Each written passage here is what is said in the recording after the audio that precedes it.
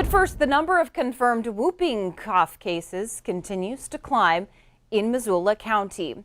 The number does keep climbing. An update, though, tonight as Missoula County health officials try to get a handle on a rising number of whooping cough cases impacting schools. There are now 32 confirmed cases across the district. And now Frenchtown School District says it has a student with the sickness.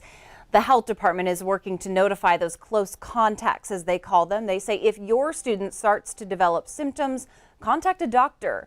If you think you have pertussis, cases are also confirmed in Lolo and Florence school districts.